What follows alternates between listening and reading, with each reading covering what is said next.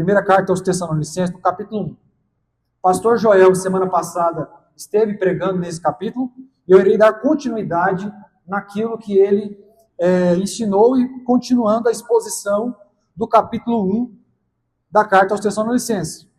Capítulo 1, de 1 aos Tessalonicenses. À medida que você encontrar, se coloque de pé para que possamos fazer a leitura desse texto. 1 aos Tessalonicenses, capítulo 1, leremos a partir do verso 5. 1 aos Tessalonicenses, capítulo 1, a partir do versículo de número 5. Diz assim a palavra de Deus: porque o nosso evangelho não chegou até vós tão somente em palavra, mas, sobretudo, em poder no Espírito Santo e em plena convicção, assim como sabeis ter sido o nosso procedimento entre vós e por amor de vós. Com efeito, vos tornastes imitadores nossos e do Senhor, tendo recebido a palavra, posto que em meio de muita tribulação, com a alegria do Espírito Santo, de sorte que vos tornastes um modelo para todos os crentes, na Macedônia e na Acaia. Porque de vós repercutiu a palavra do Senhor, não só na Macedônia e Acaia, mas também por toda parte se divulgou a vossa fé para com Deus, a tal ponto de não termos necessidade de acrescentar coisa alguma, pois eles mesmos, no tocante a nós, proclamam que repercussão teve o nosso ingresso no vosso meio, e como deixando os ídolos, vos convertestes a Deus, para servirdes o Deus vivo e verdadeiro, e para aguardardes no céu o seu Filho, a quem ele ressuscitou dentre os mortos, Jesus, que nos livra da ira vindoura. Amém? Senhor Jesus, estamos diante da tua palavra. Espírito de Deus, venha iluminar o nosso entendimento. Venha nos dar o temor, Deus, e a valorização que precisamos dar à tua palavra. Que nessa noite o Senhor venha nos impactar, nos despertar, e, ó Deus, e fazer cumprir o teu querer em nossas vidas. Em nome de Jesus. Amém. Amém. Os irmãos podem se assentar, por gentileza. Irmãos, conta-se uma história de uma cidade que ficava à beira-mar, e essa cidade ficava numa encosta íngreme na beira do mar, e frequentemente essa cidade enfrentava a presença de neblina que dificultava que os marinheiros que estivessem chegando naquela cidade, naquela costa, pudessem identificar aonde está aquela cidade. A neblina impedia os marinheiros, aqueles marinheiros ficavam sem referência, sem condição de saber aonde se atracar, e muitas vezes acidentes aconteciam, os barcos encalhavam e muitos iam ao naufrágio. Mas nessa cidade existia um farol histórico, um farol imponente, um farol grande que estava ali, e a cidade se orgulhava desse farol. Um farol que tinha história, e as pessoas comentavam sobre esse farol. Esse farol foi construído na década de 90 do século XVIII por alguma pessoa, e falava o nome, e a cidade comentava bastante desse farol. Mas tinha um problema. Esse farol ficava sempre apagado. Ninguém ligava esse farol. Não tinha lâmpada, não tinha ninguém que o ligasse, até que um dia o rei daquelas terras determinou e estabeleceu uma ordem para o guardião daquela cidade, de olha, a partir de agora, este farol precisa estar ligado. E logo, prontamente, obedecendo o rei, o guardião subiu o farol e deu um jeito e ligou a luz do farol. E a partir daquele dia, aquele farol voltou a iluminar. E novamente dar aos marinheiros uma referência, uma direção para onde eles deveriam atracar. E a fama desse farol ficou famoso em toda a região. As pessoas falam, olha, o que aconteceu naquela cidade? Aquela cidade estava sem referência, agora tem um farol. Que farol poderoso que eles tinham. Por que eu digo essa história, meus irmãos? Porque da mesma forma que essa cidade vivia este momento de escuridão e agora teve a luz, a cidade de Tessalônica viveu algo parecido, mas não do ponto de vista literal, mas de forma espiritual. A cidade de Tessalônica era uma cidade poderosa, uma cidade importante daquela época, que tinha aproximadamente 200.000 habitantes. Era a capital daquela província, uma cidade importante. Mas o rei dos reis determinou uma ordem para aquela cidade. A partir de agora, vocês vão emitir luz. A partir de agora, vocês vão ser um modelo. A partir de agora, vocês serão referência. E é sobre isso que eu quero falar com a igreja nessa noite. Preste muita atenção. O despertar de Deus na nossa vida. Repita comigo, o despertar de Deus na minha vida. Eu quero falar aos irmãos, a partir desse texto, e mostrar o Deus que desperta as pessoas da escuridão. O Deus que determina que onde a escuridão passa a haver luz. E esse despertar de Deus que nós buscamos, que nós muitas vezes não temos nem notícia que existe. Hoje eu quero dizer aos irmãos que existe um despertar de Deus para a sua vida e para a minha vida. Existe um despertar de Deus para todo tipo de pessoa. Mulheres, homens, crianças, pobres, ricos, estudados, leigos, todo tipo de pessoa. Para todo tipo de pessoa existe um despertar de Deus. Mas, meus irmãos, quando esse despertar de Deus chega na nossa vida, ele muda tudo.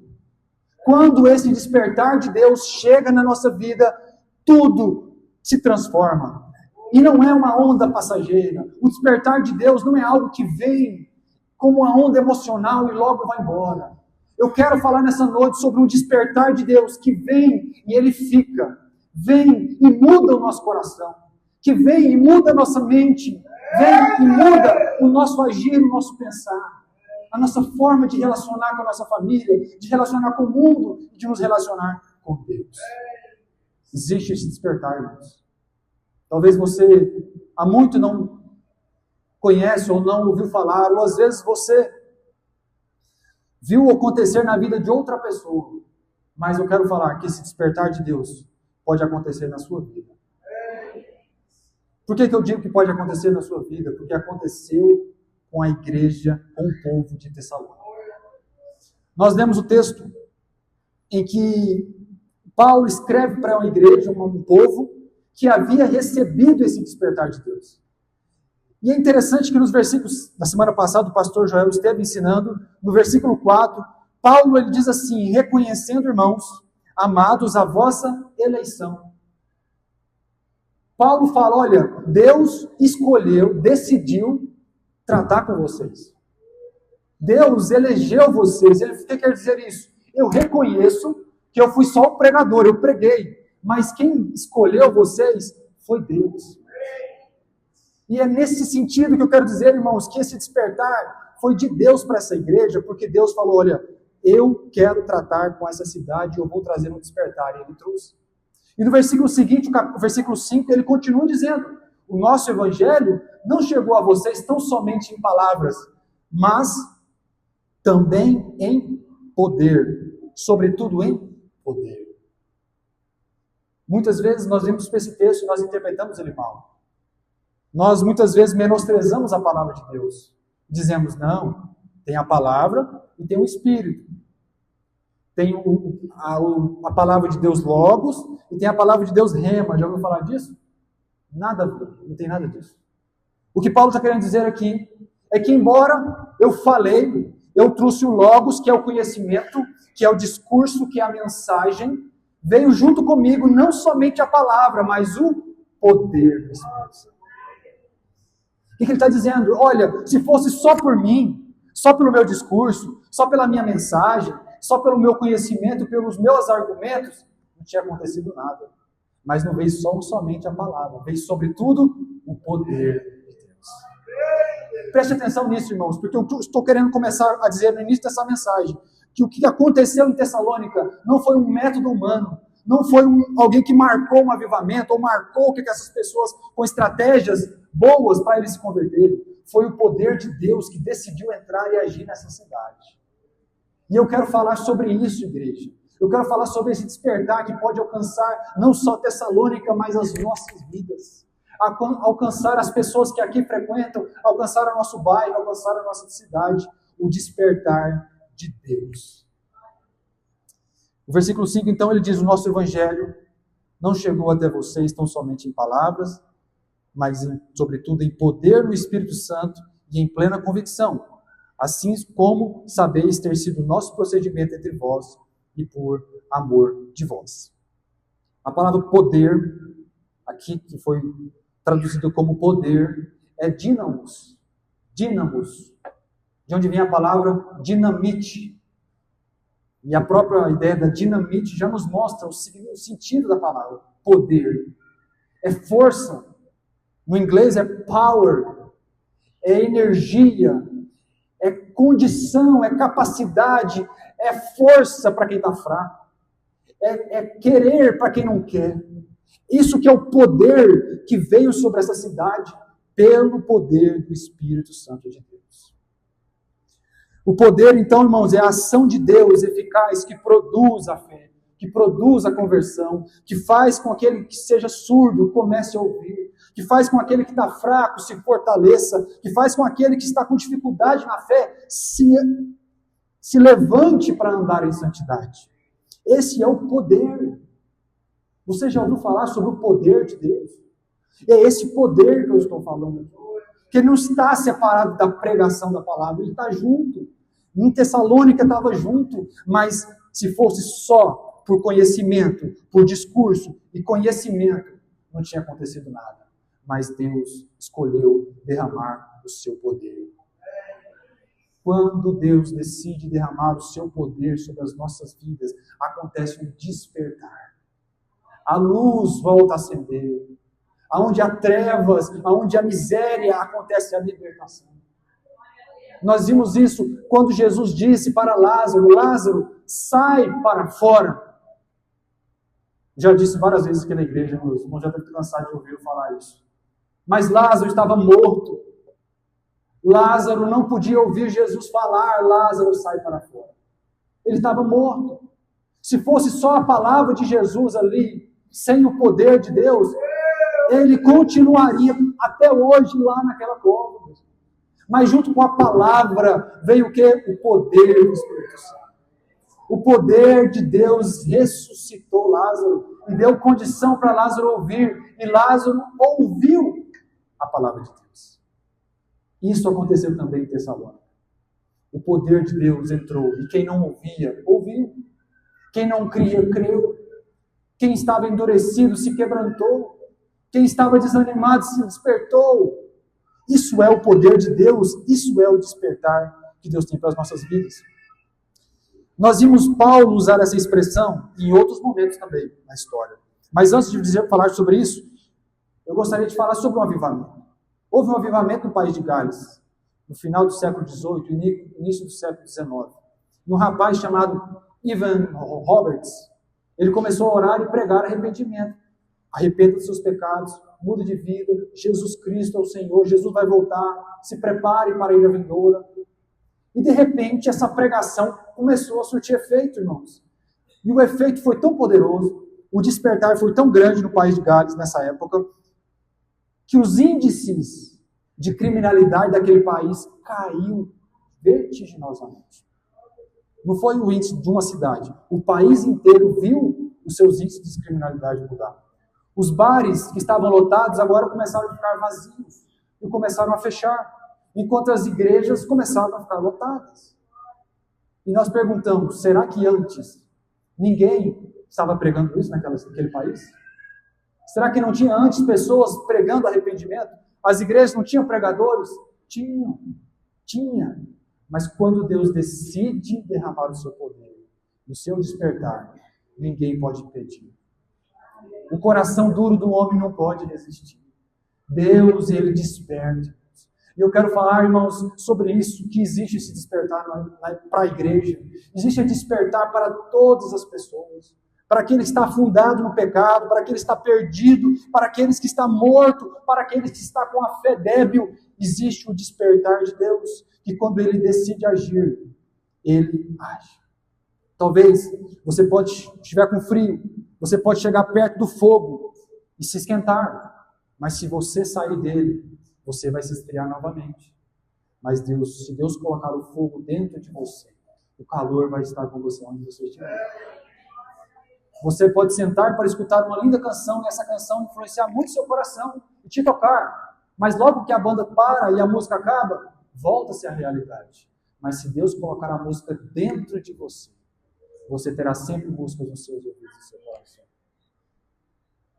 Meus irmãos, você pode ter sede e ir a uma fonte e beber água e matar a sua sede. Mas logo você sai e você vai ter sede novamente. Mas se Deus colocar dentro de você uma fonte, essa fonte jorrará águas vivas para a vida eterna. É isso que o Senhor nos ensina nessa passagem. Essa decisão de Deus, de repente, trazer isso para aquela cidade, foi uma decisão que Deus, pela sua graça, derramou. E o apóstolo Paulo, ao escrever essa carta, ele reconhece isso. Ele não fala, foi a nossa estratégia, foi porque eu insisti com vocês, não, mas é porque vocês foram escolhidos, mas porque Deus derramou poder sobre a vida de vocês. Não foi a minha pregação, se fosse não ia ser nada, mas também tinha o poder de Deus. Preste atenção, irmãos, veja como que Deus é maravilhoso e esse despertar é algo muito mais poderoso do que nós podemos imaginar. Deus então derramou esse despertar. Vamos abrir a Bíblia em Atos capítulo 17 e ler o versículo de número 1 em diante. Atos 17, a partir do verso 1.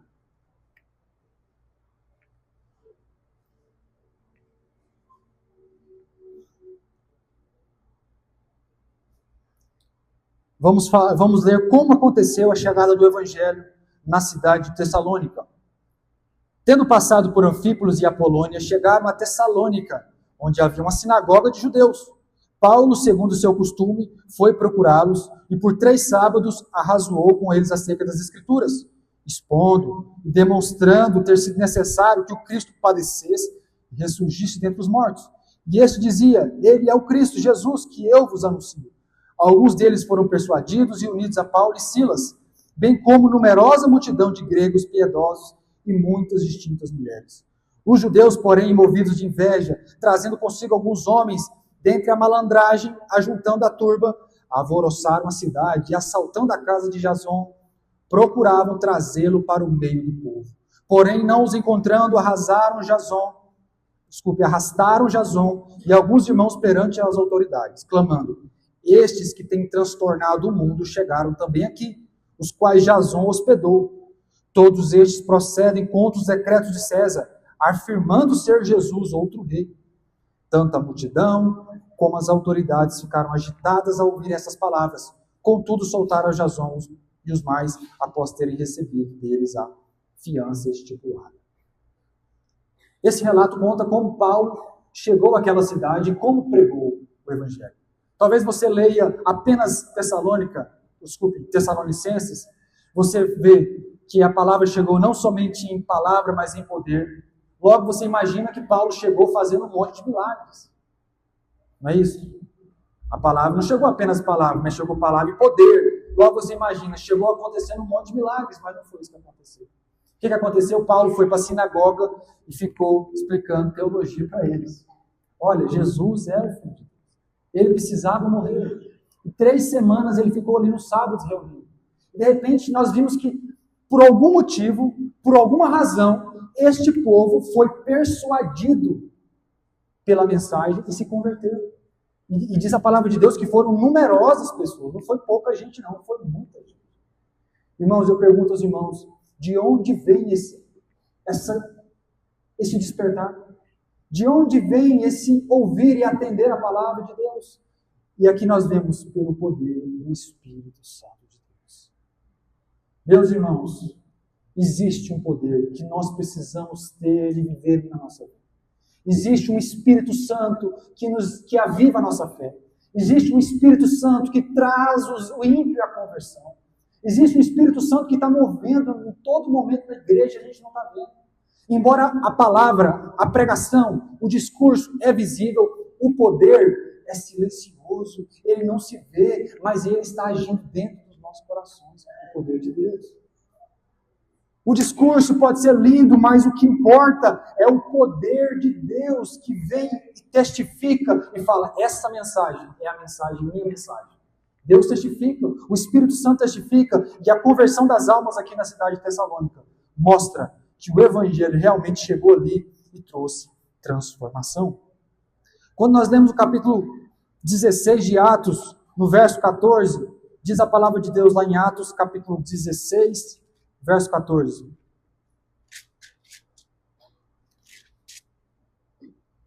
Certa mulher, chamada Lídia, da cidade de Tiatira, vendedora de púrpura, temente a Deus, nos escutava.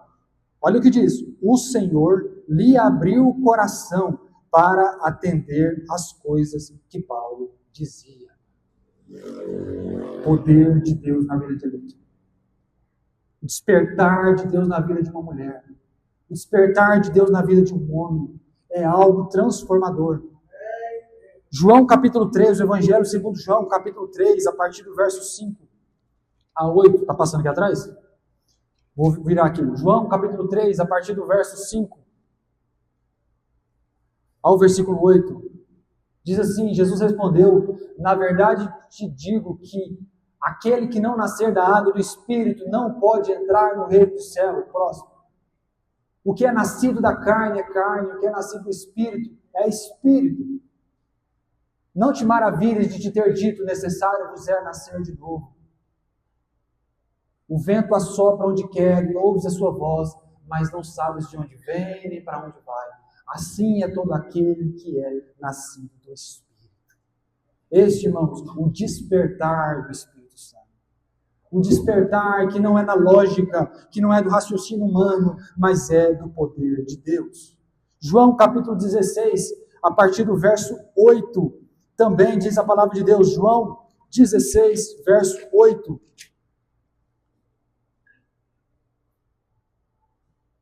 João 16, 8. Quando ele vier, falando do Espírito Santo, convencerá o mundo do pecado, da justiça e do juízo. Irmãos, é o Espírito Santo. É o despertar do Espírito Santo nas nossas vidas. Ele existe. Ele move. Ele é fundamental. Ele precisa estar na nossa vida.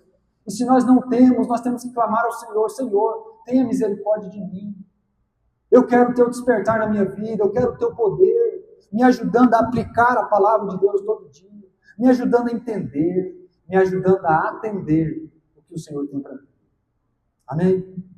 Os irmãos estão comigo? Voltando lá para o texto de 1 Tessalonicenses. Nós vimos no versículo 6, que o apóstolo diz assim: com efeito, vos tornastes imitadores nossos e do Senhor, tendo recebido a palavra, posto que em meio a muita tribulação, com alegria do Espírito Santo. Após o apóstolo Paulo falar isso, irmãos, ele agora começa a trazer algumas marcas que aquela igreja tinha, de que eles estavam vivendo o despertar de Deus. Você sabia disso? Você sabia que o despertar de Deus, ele tem marcas? Não é algo invisível. O despertar de Deus não é algo que ninguém percebe. Não é algo que só acontece dentro de você particularmente. O despertar de Deus, ele deixa marcas. O despertar de Deus, ele é evidente. E a igreja de Tessalônica, ela apresentava essas marcas. A primeira marca, diz a palavra no versículo 6, tendo recebido a palavra de Deus. Irmãos, a primeira marca do despertar de Deus na nossa vida é receber a palavra de Deus. Quando o poder de Deus, o Espírito Santo de Deus é derramado sobre alguém, essa pessoa recebe a palavra de Deus. Entenda que receber não é simplesmente ouvir e não contrapor. Ou ouvir, como muitas vezes a gente vem para o domingo, escuta a palavra, fica até animado e tocado, mas logo sai pelas portas e nem sei o que foi falado no ano passado. Receber a palavra é como alguém que entra em um lugar e os portões estão abertos. Em que você entra, chega, o portão está aberto, você entra, as portas estão todas abertas, você vai entrando, porque você é bem-vindo, você pode entrar. Da mesma forma é com a palavra de Deus, para aquele que está vivendo esse despertar. Sabe o que acontece? Os portões estão abertos, não tem resistência, não tem contrapor, não tem uma mentalidade de resistência e de teimosia, pelo contrário, eu estou aberto, Senhor, o que o Senhor tem para mim? Eu quero receber. Senhor, me ensina porque eu quero aprender. Os portões estão abertos e assim a palavra ela entra. E ela entra profundo dentro da gente. E ela é bem recebida e acolhida. Isso que a igreja de Tessalônica, então, estava vivendo. Uma igreja que recebeu a palavra de Deus. Ah, meus irmãos, eu vejo isso aqui, eu fico emocionado, eu fico empolgado, de vontade de ver como que era isso. A igreja recebeu. E é bom demais um pastor, ou alguém quando você está pregando e alguém recebe a palavra. Sabe o que acontece? Basta você falar uma vez. Aquela pessoa pega aquela palavra com tanta veemência, com tanta verdade, e daqui 10 anos ela está contando, olha, naquele dia, aquela pessoa falou aquilo para mim, e aquilo entrou, e aquilo eu nunca mais esqueci. É assim que o Espírito Santo faz para a nossa vida. É assim que o despertar do Espírito trabalha com a gente. A palavra de Deus já não passa a ser algo comum aos domingos. Ela passa a ser algo tão precioso para a minha semana, que eu jamais esqueço dela, e eu anseio pelo próximo domingo, pelo próximo momento que Deus vai falar comigo. Uma igreja avivada, uma igreja cheia do Espírito Santo, é uma igreja que anseia pela pregação da palavra. Tem vontade de saber o que Deus tem para mim hoje. E não só os domingos, todos os dias. Vai para a Bíblia no seu culto doméstico. Ó Senhor, o que o Senhor tem para mim? Eu quero receber. Portões abertos. Curiosidade. Vontade de receber a palavra de Deus.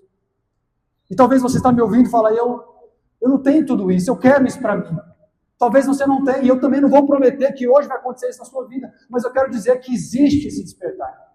E que você, pelo poder do Espírito Santo, pode viver. No dia que o Senhor, pela sua graça e soberana vontade, derramar sobre você.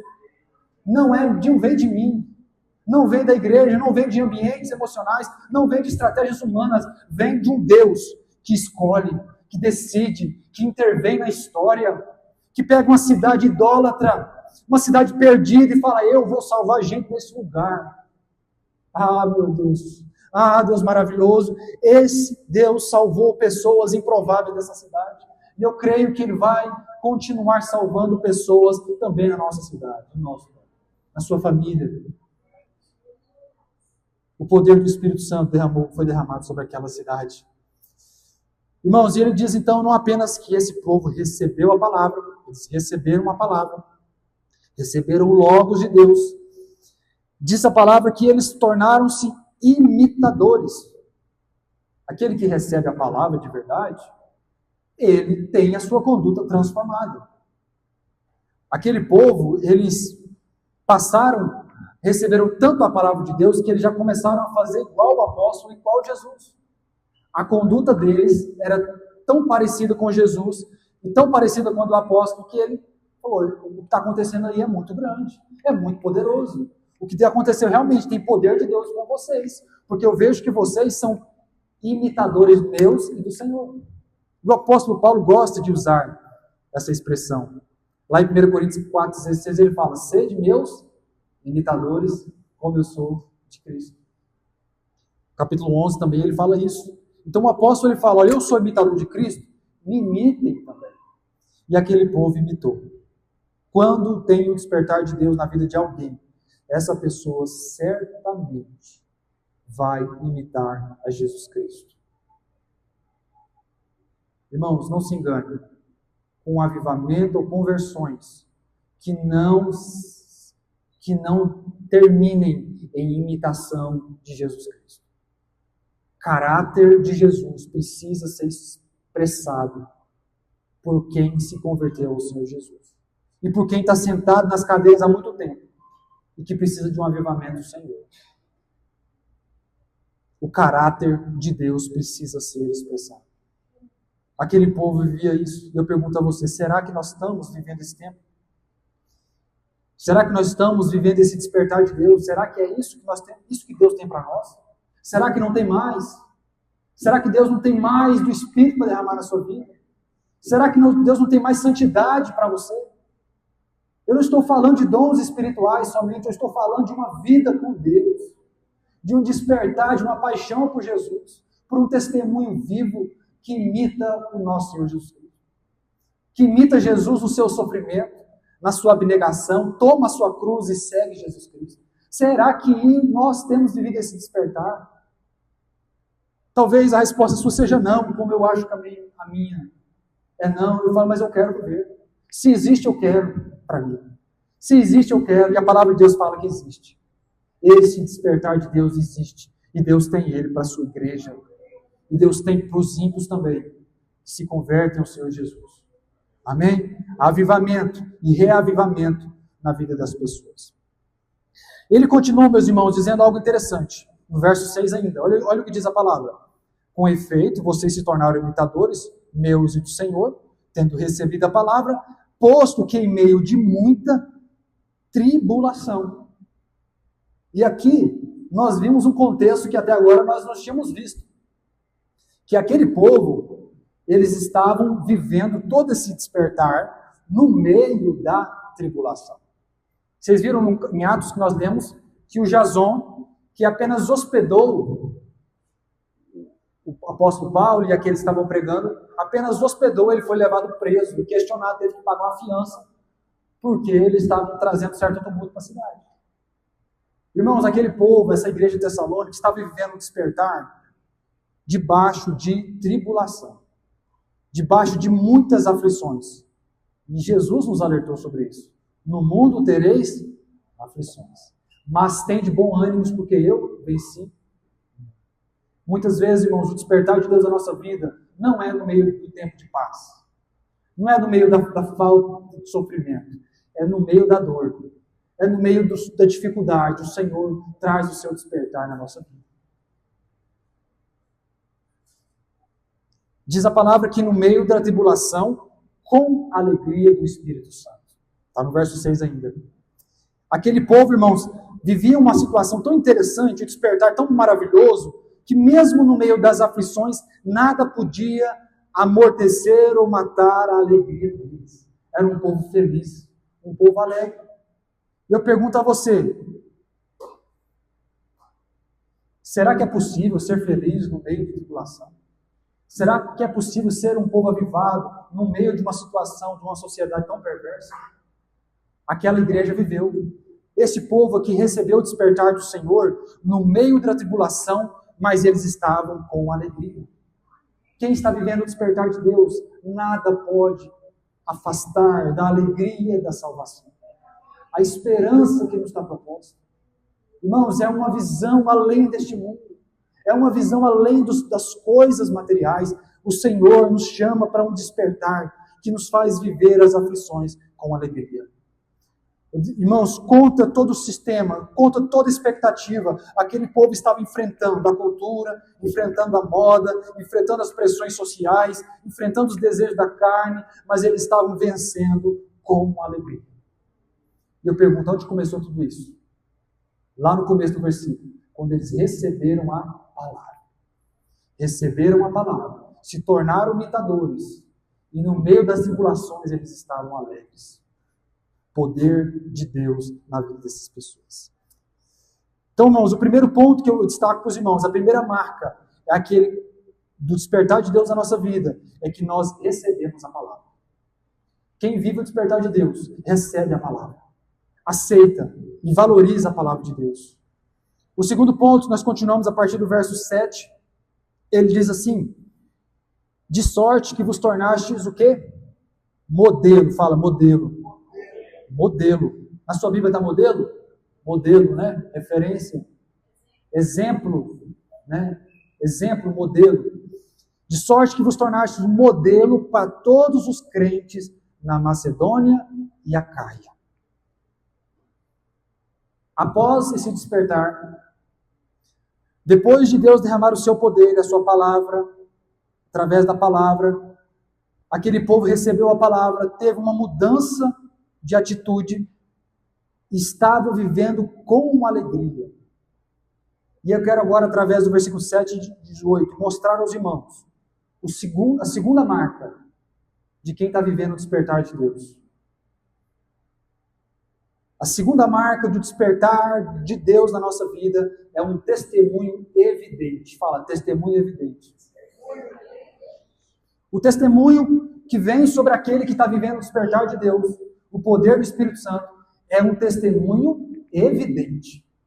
O que é evidente? Significa algo que é claramente visível, algo que não tem como você esconder, algo que é claro, é óbvio.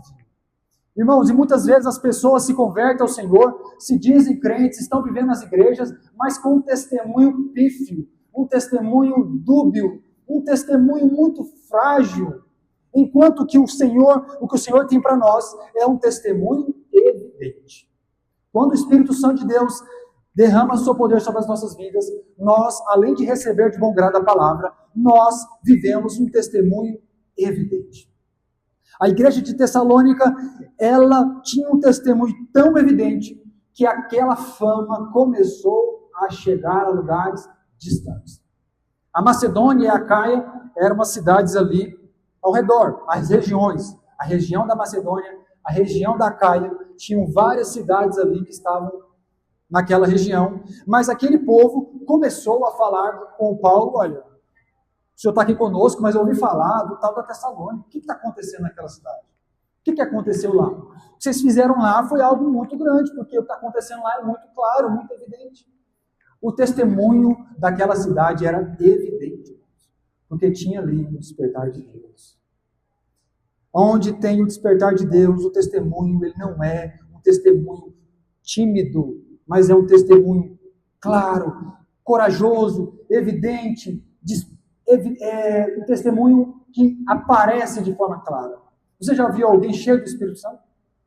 Não estou falando de alguém que sai pulando na igreja, não, porque isso não é testemunho evidente. Cada um tem o seu método de expressar. Testemunho evidente que nós estamos querendo dizer é alguém que sai lá fora e alguém olha para ele e fala: esse aqui é crente. Esse aqui realmente tem o caráter de Jesus. Não tem dúvida. Não é aquela pessoa que está na igreja e de repente ela tem uma vida meio duvidosa, uma conduta meio assim, difícil até de classificar. E tem muito por aí. Quando Deus derrama o seu poder na nossa vida, irmão, Deus nos dá uma condição, uma sede, uma paixão, uma vontade de ser santo, uma capacidade de vencer o pecado, uma alegria no Espírito Santo que não tem explicação. É o poder de Deus. O testemunho se torna evidente. E aquela igreja então se torna um modelo. A igreja de Tessalônica se torna um modelo. Quando você e eu vivermos o despertar de Deus na nossa vida, o nosso testemunho vai ser também evidente. Talvez você olhe para a sua vida: olha, eu estou com dificuldade, eu tenho dificuldade de enfrentar certos assuntos da minha vida, tem coisas que eu estou lutando para vencer, mas eu quero dizer para você, quando o Espírito Santo derramar o seu poder sobre a sua vida, Deus vai te dar vitória nesse assunto. Quantos pecados de estimação ficam na nossa vida? Quantos sentimentos de ódio, de rancor permanecem e a gente não dá conta de se livrar deles? Quantos perdões nós precisamos liberar e a gente não consegue? Não é verdade, meus irmãos? Eu estou dizendo aqui como uma pessoa igual aos irmãos.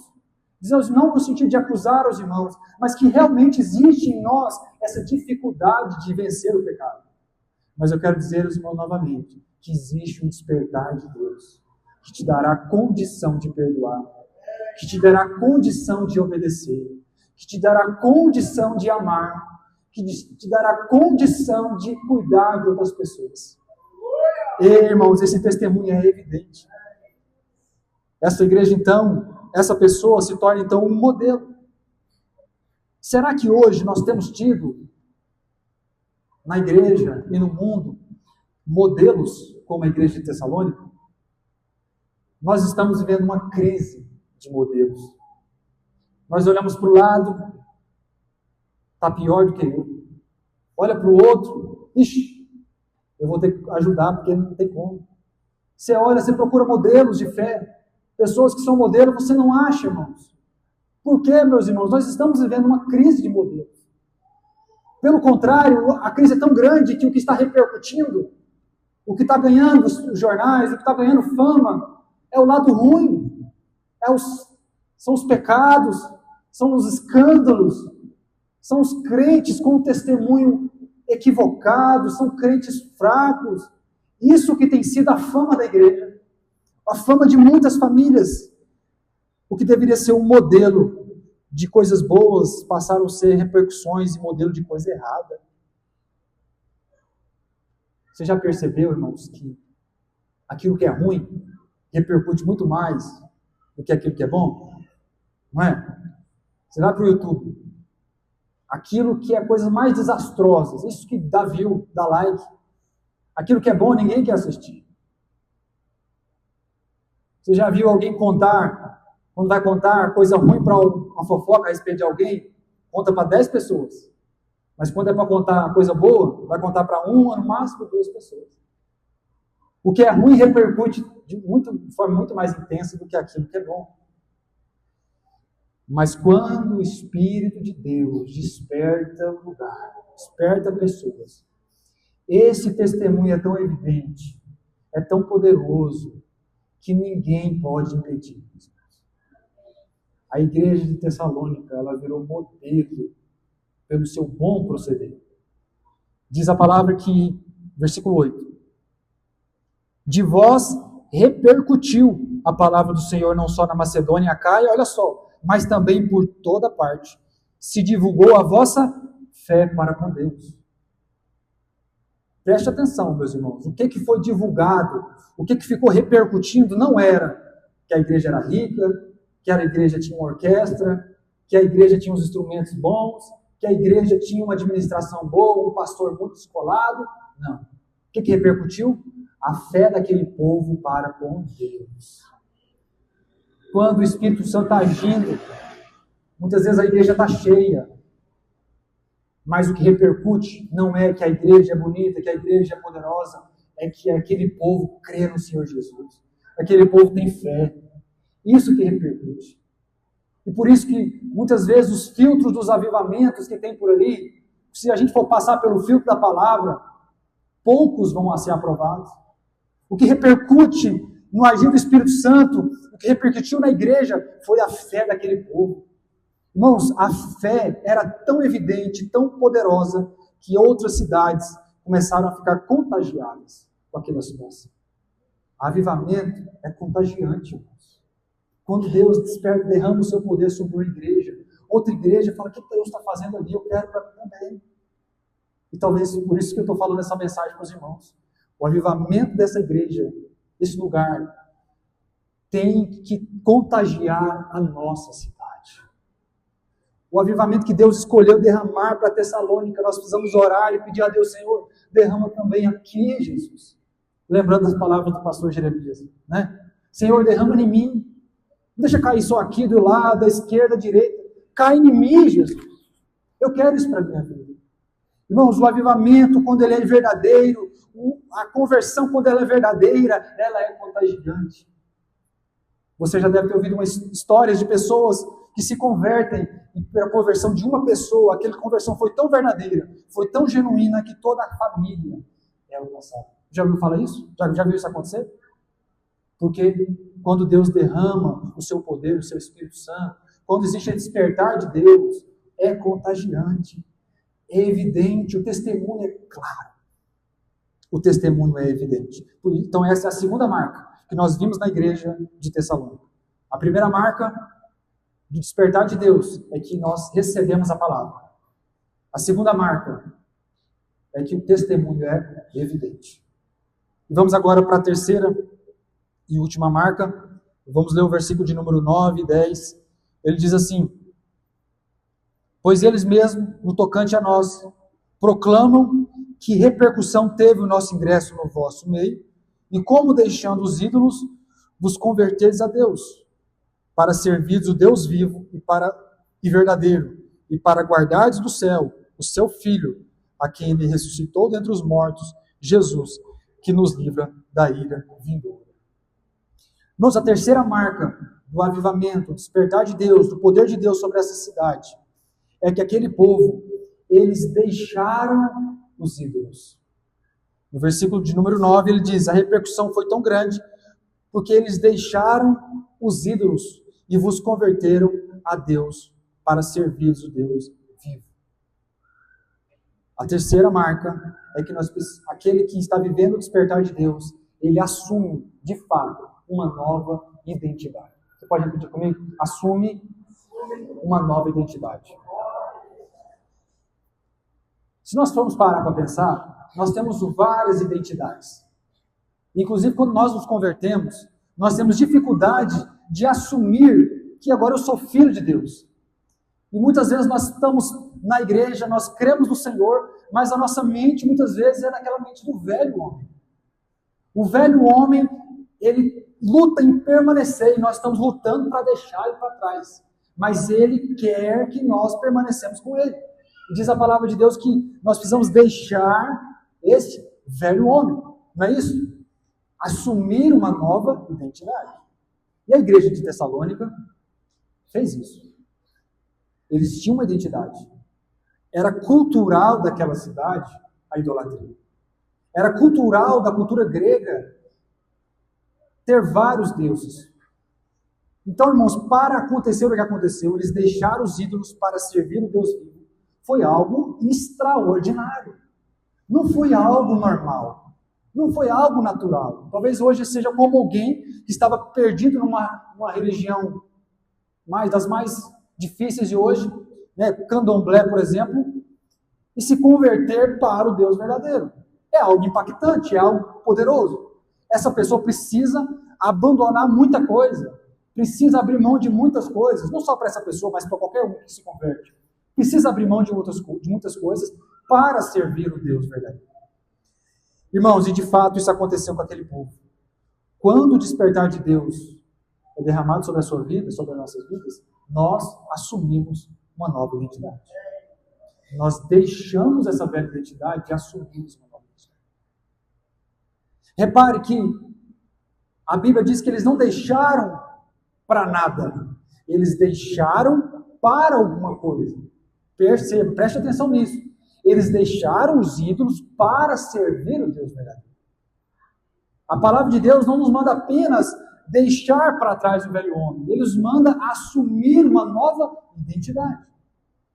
Se nós tivermos uma lógica na nossa fé de apenas, olha, eu não posso fazer isso. Eu não posso fazer isso porque Deus não deixa. Deus não gosta. Se nós ficarmos apenas com essa lógica, nós não vamos vencer. Nós não vamos crescer.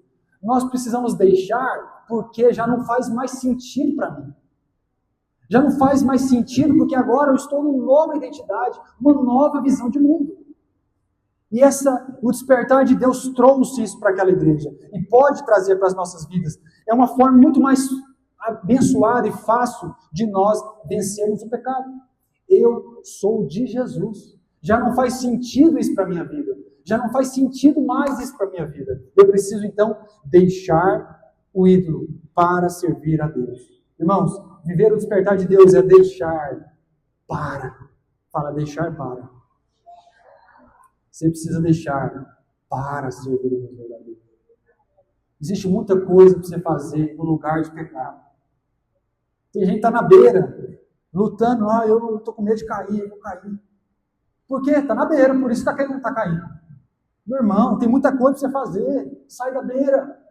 Vai servir o Senhor, vai se consagrar, vai jejuar, vai trabalhar para Deus. Que você vai ver que nessa identidade, você não vai ter tempo para ficar pecando, não. A gente vai, a gente avança. E muitas vezes nós estamos nessa vida pífia. Uma vida espiritual pequena, medíocre. Mas o Senhor tem um despertar para a sua vida e para a minha vida. Assim como essas transformações acontecem na vida de pessoas totalmente improváveis, você olha assim e fala, meu Deus, essa pessoa nunca, não tem jeito mais para essa pessoa. E de repente a transformação acontece, também pode acontecer para mim. Essa pessoa assumiu uma nova identidade. Fala, aquele homem não existe mais, aquele Cleus não existe mais, aquele Marcos não existe mais, aquele Marcelo não existe mais. Eu sou um novo homem em Jesus, uma nova mulher. Então deixe para, meus irmãos. Deixe para. Lá no versículo 10 ele diz, e para guardar do céu o seu Filho. Aquele povo deixou os ídolos e converteu para servir a Deus e para aguardar do céu o seu Filho.